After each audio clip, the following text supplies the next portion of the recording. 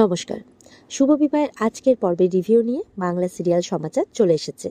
তো আজকের পর্বের রিভিউতে সম্রাটের তো আশেপাশে কোনো একটা মোবাইলের রিংটোন শুনতে পেয়েছে। এটা শুনে তার মনে কোথাও না কোথাও একটা সন্দেহ হচ্ছে যে শুধু ইমনের বলা কথাটা মনে পড়ছে যে আজকের রাতটা এমন কোনো কাজ করবে না যাতে তোমরা ধরা পড়ো। তখন সম্রাট ফট করে বলছে মেয়েটাকে, আচ্ছা শোনো না, আমার একটা ইম্পর্টেন্ট কাজ পড়ে গেছে, প্লিজ হ্যাঁ আমাকে যেতে হবে। বলে না, আমি এত দূর থেকে তোমার সাথে দেখা করতে এসেছি, তুমি বলছো চলে যাবে। বলে প্লিজ প্লিজ কালকে দেখা করে নেবো, আজকে আমাকে যেতেই হবে। এই বলে চলে যায়। আর মেয়েটা অবাক হয়ে দাঁড়িয়ে থেকে যায়। সুধারা ব্যাপারটা ফলো করছে, একবার সম্রাটকে দেখছে, একবার মেয়েটাকে দেখছে। ওদিকে দেখা যাচ্ছে ঝুম্পার বাড়িতে সব গেস্টরা চলে এসেছে, তার বন্ধু বান্ধবরা এসে তার ফ্ল্যাটটাকে ভালো পছন্দ হয়েছে, কারণ ঝিনুক এত সুন্দর ডেকোরেট করেছে যেন নাইট ক্লাবই মনে হচ্ছে। বন্ধু বান্ধবগুলো তাই বলছে, এ তো পুরো নাইট ক্লাবই মনে হচ্ছে। তখন সম্রাটকে বলছে ঝুম্পাই কথাটা। সম্রাট বলছে আমার তো সন্দেহটা ওখানেই হচ্ছে, একটা কাজের লোক কি করে এরকমভাবে এত সুন্দর ডেকোরেট করতে পারে। তখন বলছে ওহ তুমি এসব ভেবো না তো। এবার একজন বন্ধু উঠে এসে বলছে, কি রে তুই আজকে তোর পার্টিটা এখানে অ্যারেঞ্জ করলি যে? তখন বলছে আসলে ফ্ল্যাটে আমার একটা ইচ্ছে ছিল হাউস পার্টি দেওয়ার, আর তাছাড়া ফ্ল্যাটটাও দেখানো হয়ে গেল, তো নাও নাও এবার সবাই মিলে এনজয় করো, তাই বলছে। বলছে আমি তোমাদের জন্য স্ন্যাক্সের ব্যবস্থা করছি। বলতে না বলতে ঝিনুক অলরেডি স্ন্যাক্স নিয়ে চলে আসে সবার জন্য, যেটা দেখে ঝুম্পা আরো খুশি হয়ে যায়। এবার সেখানে সমুদ্র আসে। সমুদ্র এসে তখন ওই সম্রাট আর ঝুম্পাকে একটা শরবত দেয়। শরবত বলতে ওরা বলছে, মানে ঝিনুক বলছে, আরে আপনাদের ভাষায় কি সব বলেন না, কাকটেল কাকটেল, হ্যাঁ হ্যাঁ ওটাই ওটাই, খেয়ে নিন, দেখবেন মুখে স্বাদ আসবে। এই বলে ওদের দুজনকে দেয়। সম্রাটের মনে সন্দেহ হচ্ছে, ও নিতে না চাইলেও ওর হাতে জোর করে ধরিয়ে দেয়। এরপরে ঝুম্পার বন্ধু কিন্তু বলছে, কিরে তোর কেসটা তো কালকে কোর্টে উঠবে, আর ওই সমুদ্র বসু মল্লিক বেঁচে আছে না মরে গেছে কি জানি, যদি মরে যায় তাহলে বা বেঁচে যায় তাহলে কিন্তু ওর পরেই কেসটা যাবে। তখন বলছে ঝুম্পা, তোরা চিন্তা করিস না, আমার কাছে এমন প্রমাণ আছে না যে তারপরেও আমাকে সবাই সত্যি ভাববে। ঝিনুক ওদিকে সমুদ্রের সাথে কথা বলা বলি করছে যে নিশ্চয়ই ভিডিওটার ব্যাপারে কথা বলছে, যে করে হোক আমাদেরকে ওটা অ্যারেঞ্জ করতেই হবে। এদিকে সমুদ্র কিন্তু সাইডে দাঁড়িয়ে ভিডিও কলিং করছে তার দাদা বৌদিকে, আর ওদের সব এই কীর্তিকলাপগুলো দেখাচ্ছে। আর ওদিকে তেজরা ভিডিও কলিংটা রিসিভ করেছে, সুধাকে বলছে তুমি এই ভিডিও এটা রেকর্ড করে নাও, বাই চান্স যদি ওদের কাছ থেকে মুখ থেকে কোনো কথা বেরিয়ে আসে তাহলে আমরা সেটা আমাদের ওর কাছে ওটা প্রুফ হিসেবে জমা পড়বে। সুধা সেই মতো করে তাই করছে। এদিকে বাড়িতে তেজদের বাড়িতে তেজের ঠাম্মি তেজের বাবা সবাই মিলে বসে মানে কথা বলা বলি করছে 100 কোটি টাকাটা কোথা থেকে জোগাড় করবে। ঠাম্মি বলছে আচ্ছা আমাদের ওই অমুক জমিটা বিক্রি করে দিলে হয় না? বলছে ওটা বিক্রি করলে হবে না মা, শুধু ওটার সাথে তাহলে দুটো ফ্যাক্টরিও বিক্রি করতে হবে, কিন্তু তাহলে তো আমাদের সব যাবে। সুধা মায়ের প্রচেষ্টায় আমরা আবার ব্যবসাটাকে সুন্দরভাবে দাঁড় করাচ্ছি। এখন আবার তখন তেজের মা বলছে শুনুন না, এখন এসব কেন করছেন? ঝিনুক তো বলেছে কোনো টাকা পয়সা লাগবে না, ও কেসটা জিতবে। তখন ঠাম্মি বলছে আহা যদি জিততে না পারে তো আমাদের তো একটা ব্যবস্থা করতে হবে, টাকা পয়সা দিয়ে মেয়েটার কাছ থেকে মুক্তি পেতে হবে আমাদের, তাই বলছে। তেজের বাবা বলছে আহা মধুবন্তী তুমি একদম চিন্তা করো না, আমাদের রাধা তরুণ আছে তো, ওরা সব দেখে নেবে, এরম ভাবে বলছে। এই নামগুলো শুনে না তেজের মা তেজের ঠাম্মি জ্যোৎস্নার মাথা খারাপ। বলে বাবা এসব তুমি কাদের নাম বলছো বলো তো? জ্যোৎস্না বলছে। বলে কেন রে? বলে মধুবন্তী, আমার মায়ের নাম তো শ্রীমন্তী, নিজের বউয়ের নামটা ও আমি তো ভুলেই যাচ্ছি, তুমি তো নিজের নামটাকেও বিশ্বজিৎ বানিয়ে ফেলেছিলে তাই না? বলে ও হো দেখ যা 19 তাই হয় 20। বলে রাধা তরুণ, তুমি তোমার তেজ আর সুধা এদের নামগুলো ভুলে যাচ্ছ, তুমি কি করছো বলো তো? বলে ও হো কিচ্ছু হবে না, ওই একটু তালেগুলো মিলিয়ে যায় আর কি, ওই একটু একটু 19-20 হয়ে যায়, কিছু হবে না। নিজের মা তো রেগেই যাচ্ছে যে ওকে এবার মধুবন্তী বানিয়ে দিয়েছে। এবার তো সুন্দরভাবে ভিডিও কলিং রেকর্ড করছে। ঝুম্পা বলছে এই ডান্স না হলে কি পার্টি জমে নাকি, ডান্স চলো চলো লেটস ডান্স, এই বলে ডান্স করতে সবাই মিলে শুরু করে দেয়। এবার ঝিনুক সমুদ্রকে বলছে এবার পালা ড্রিঙ্কটা দেওয়ার, বুঝতে পেরেছো? তখন ড্রিঙ্কটা দিচ্ছে ইয়েকে, ঝুম্পাকে।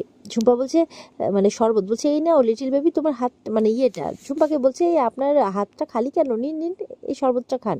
বলে শরবত? আজকে কোনো শরবত আমি খাবো না, আজকে আমি অনলি ভোটকা খাবো, তাই বলছে। তো এই বলে কিন্তু ড্রিঙ্ক করতে শুরু করে দেয়। তো ঝিনুক তো বুঝে যায় এ প্রেগনেন্ট না, আর ওদিকে সুধা তেজও বুঝে যায়। তেজ বলছে আমি জানতাম যে এই প্রেগনেন্ট না। সুধা বলছে হ্যাঁ, কারণ কোনো প্রেগনেন্ট মহিলা মানে এই অবস্থায় ড্রিঙ্ক করবে না। এবার তো আবারও ইমন ঢুকছে ওদের ফ্ল্যাটে, ঝুম্পাদের ফ্ল্যাটে। তেজ সুধারা দেখেছে। তেজ বলছে এই রবিনের কেসটাতে ইমনের কোনো শাস্তি হয়নি, কিন্তু এবার সবকটা একসাথে শাস্তি পাবে। সুধাও বলছে হ্যাঁ একদম ঠিক বলেছ। এদিকে ইমন ওপরে গিয়ে দেখছে যে সব কটা একদম নেশাতে একদম কাত হয়ে আছে, ঠিক করে দাঁড়াতেও পারছে না। বলে তোমরা কি করছো? কালকে তোমাদের ইয়ে আছে, মানে কালকে কোর্টের হিয়ারিং আছে তোমাদের কেসটার, আর তোমরা এইসব করছো। একটা দিন তোমরা একটু নিজেদেরকে মানাতে পারলে না? বলে না, অনেক মানিয়েছি, অনেক কিছু করেছি, অনেক কন্ট্রোল করেছি, আর পারলাম না। ঝুম্পা বলছে যে তুমি তো বলেছিলে বাড়ির আউটসাইডে না পার্টি করতে, তাই আমরা বাড়ির ইনসাইডে পার্টি করছি, তোমার কথাতেই তো করছি। বলছে তা বলে এইভাবে লাউড মিউজিক চালিয়ে নেশায় একেবারে টাল হয়ে পুরো পাড়া প্রতিবেশী জানতে পেরে গেল। তো ইমন বলছে এবার না সবাই এটাও জানতে পেরে যাবে তোমার এই প্রেগনেন্সিটা ফেক প্রেগনেন্সি, তুমি এমনভাবে নিজের অবস্থা করে রেখেছো। বলে না না, কেউ জানতে পারবে না, ওরা আমার ওন ফ্রেন্ড আছে, কিচ্ছু হবে না। তো কালকে কোর্টে হিয়ারিং, তার আগে আমরা প্রি কোর্ট পার্টি দিচ্ছি, এরপরে তো আমরা 100 কোটি টাকা যখন জিতে যাব তখন একটা গ্র্যান্ড পার্টি দেবো। বলে 100 কোটি? সবাই এটা অলরেডি বুঝেই যাবে তুমি প্রেগনেন্ট নও, বুঝতে পেরেছো? এটা তোমার ফেক প্রেগনেন্সি, সুতরাং 100 কোটি কেন, 1 কোটিও তুমি পাবে না। এদিকে ইমন সমেত ভালো করে ভিডিও করছে ঝিনুকরা, আর ওদিকে কিন্তু তেজরা সব রেকর্ড করছে। এবার ইমন কথা বলতে বলতে ওদেরকে দেখেছে, বলে এরা কারা?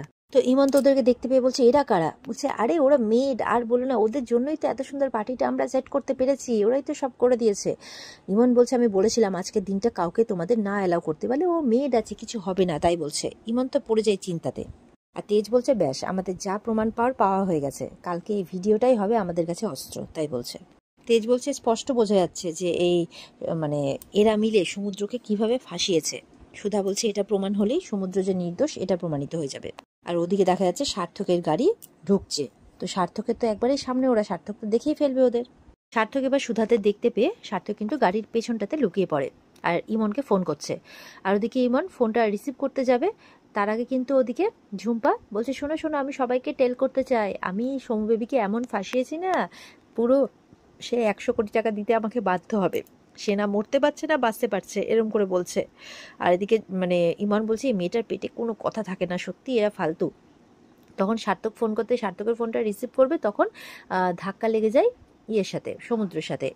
তো সমুদ্র ফোনটাও হাত থেকে পড়ে যায়, তারপর ফোনটা তুলে নেয় সমুদ্র, কিন্তু ইমন বলছে কি আবার ক্যামেরাটা অন ছিল না, আচ্ছা ঠিক আছে যাই হোক, এই বলে ফোনটা রিসিভ করছে।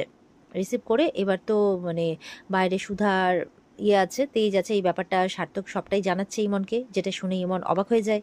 এদিকে বসু মল্লিক বাড়িতে কিন্তু সুধার জেঠিমা আর অদিতি দুটো মিলে এসে ঝামেলা করছে। আপনারা কি মানুষ, কেমন মানুষ তো আপনারা, হ্যাঁ এতটা স্বার্থপর? ওদিকে মেয়েটার আজকে মেহেন্দি, কালকে বিয়ে, মেয়েটার এই সমস্ত কিছু ছেড়ে আজকে কি করে বেড়াচ্ছে এগুলো?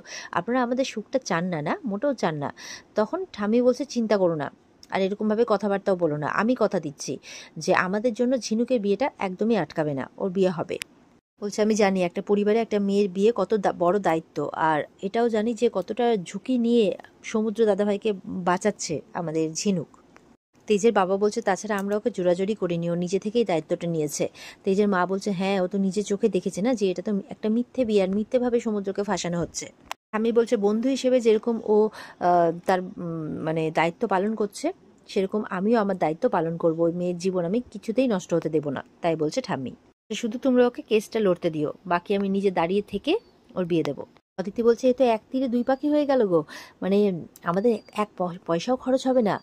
তখন ইয়ে বলছে মানে জেঠিমা যে আপদটাও বিদেয় হয়ে গেল, আর একটা নোয়া পয়সাও খরচা হলো না, মানে সবটাই ঠাম্মি দায়িত্ব নিল যে, তাই। এদিকে জ্যোৎস্না তেজের মা বলছে এরকমটা কেন করলে ঠাম্মি, তুমি তো জানো যে সমুদ্র আর ঝিনুক একে অপরকে ভালোবাসে।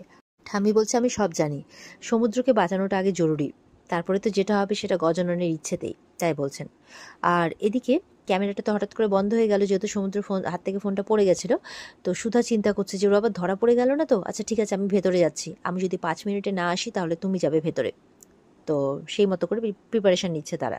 কিন্তু ঝিনুক প্রমাণ খুঁজছে, আর সেটা কিন্তু লক্ষ্য করে ফেলেছে ইমন। তো একটা পেপার নিয়ে ফেলেছে, ইমন দেখে ফেলেছে। তো বলছে কি আবার কে তুমি? তখন পেপারটা হাত থেকে ফেলে দিয়েছে ঝিনুক। বলে না মানে, বলে তুমি ফাইল নিয়ে কি করছিলে? বলে না মানে আমতা আমতা করছে। তখন ওদিকে সম্রাটদের খাবার খেয়ে এমন ঝাল লেগেছে, ঝুম্পা তো একদম হাহু হাহু করছে। আর তখন তাদের কাছে ছুটে গেছে ইমন যে বাপরে এরকম খাবার কেউ বানায়, আর এদিকে ফাঁকতালে কিন্তু ঝিনুক অন্যদিকে চলে গেছে। তো এবার বলছে কি এবার কোথায় গেল মেয়েটা, কোথায় গেল মেয়েটা? ওদিকে সম্রাট ইয়েকে ধরেছে, সমুদ্রকে, এরকম কেউ ঝাল খাবার বানায়? হ্যাঁ নাও নিজে খাও নিজে খাও, বলে খাওয়াতে গিয়ে কিন্তু সমুদ্র গোপটাই খুলে গেছে। তখন তো সবাই দেখে চিনে ফেলেছে, এ কি সমবেবী তুমি? তখন তো ঝিনুক বলছে মানে ইমন বলছে আমি জানতাম আমি যে কোনো না কোনো গোলমাল আছে, আমি তোমাদেরকে বলেছিলাম, তাও তোমরা কোনো কথা শোনোনি। তো এবার ফোনটা নিয়ে নিয়েছে হাত থেকে কাড়িয়ে সমুদ্রর, কারণ বলছে যে ভিডিও করছিল, বুঝতে পারোনি। তো ফোনটা নিয়ে কিন্তু পা দিয়ে গুড়িয়ে ভেঙে দেয়। আর ওদিকে ঝিনুক দেখে বলছে আমাকে এক্ষুনি বাঁচতে হলে লাইট অফ করতে হবে। তো লাইটটা অফ করে দেয়। তো যেই লাইটটা অফ করে ওদিকে কিন্তু সুধা ঢুকেছে। সুধা বলছে কি ব্যাপার, ঘরটা এতটা অন্ধকার কেন? আর ওদিকে সম্রাট বলছে, আর ওদিকে দেখা যাচ্ছে যে সার্থক বলছে খুব ভালো, যাও সুধা। তেজ, তোমরা কি ভেবেছো প্রমাণ জোগাড় করবে? আমি তো জানতাম যে তোমরা কিছু না কিছু করবে, প্রমাণ খুঁজতে আসবেই। তাই দেখো এবার আমি কি ফাঁদ পেতে রেখেছি। তো এবার তেজ দেখছে 5 মিনিট ওভার হয়ে গেছে, সুধা আসছে না। তখন তেজ কি করেছে, যাচ্ছে এবার ফ্ল্যাটে নিজে। এবার যখন যাচ্ছে তখন কিন্তু গেটের কাছে যেই পৌঁছেছে অমনি সার্থক পেছন থেকে একটা রডের বাড়ি মাথাতে মেরেছে। ব্যাস তেজ অজ্ঞান হয়ে যায়, আর তেজকে ওখান থেকে সরিয়ে নেয় সার্থক। আর ওদিকে সম্রাট বলছে ঝুম্পাকে, আর ইমন বলছে যাও যাও তাড়াতাড়ি পালাও, যদি বাঁচতে চাও তাড়াতাড়ি এখান থেকে পালাও অন্ধকারে। তো অন্ধকারে কিন্তু তারা পালাবে কি, ওরাই উল্টে কিন্তু পালিয়ে যায়, পালিয়ে গেটটা বাইরে থেকে লাগিয়ে দেয়। এবার তো মানে সুধা বলছে কি ব্যাপার, পালিয়ে গেল তো। ওইদিকে সমুদ্ররাও পারলো না। আর এদিকে কিন্তু কিছুক্ষণের মধ্যে ঘরের লাইটটা চলে আসে, বাইরে থেকে কিন্তু দরজাটা বন্ধ করে দিয়েছে। এবার লাইটটা আসার পর সুধা বলছে কে কে ওখানে। এখানেই আজকের পর্ব শেষ হয়ে যায়। তো বন্ধুরা, এই ছিল আজকের পর্বের রিভিউ। কেমন লাগলো কমেন্ট করে জানাবে। আর আমাদের সাথে জুড়ে থাকতে চ্যানেলকে সাবস্ক্রাইব অবশ্যই করবে। পর্বের বিস্তারিত দেখতে স্টার জলসার পর্দায় অবশ্যই চোখ রাখবে। ভালো থেকো সবাই, টাটা।